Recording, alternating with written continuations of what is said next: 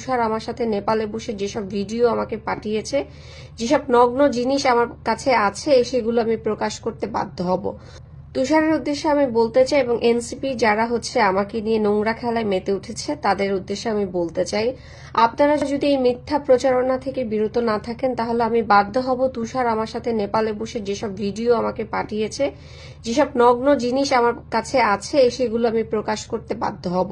তখন কোথায় গিয়ে আপনারা প্রিটেন্ড করবেন আমি কিন্তু জানি না।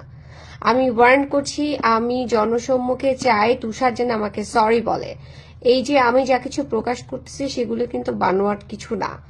তুষারে যদি ওখানে তার নাম ব্যবহার করতে নাই চাইতো, তার মনের মধ্যে যদি কোনো রকম শয়তানি চিন্তা নাই থাকতো, তাহলে ওখানে সবাই জানে, বাংলাদেশের ম্যাক্সিমাম মানুষ, যে human rights activist Rezaur Rahman Lenin তিনি আমার বড় ভাইয়ের সমতুল্য। আমি তাকে সমস্ত কিছু শেয়ার করে, এবং আমার এই বিপদে শুধু ডিবির লোক না, এনসিপির লোক না, লেনিন ভাইও সেদিন উপস্থিত ছিলেন। তাহলে আমার গার্ডিয়ান হিসাবে যদি গার্ডিয়ানের নামই হয় তাহলে লেনিন ভাইয়ের নামটা কেন দিল না? সেখানে সাদিয়া উপস্থিত ছিল, সাদিয়া নারী নেত্রী এনসিপির, তার নাম কেন দেওয়া হলো না? এই সমস্ত বিষয়গুলো আপনারা কথা বলছেন না, অন্য বিষয়গুলো নিয়ে কথা বলছেন যে বিষয়গুলো কাজের না।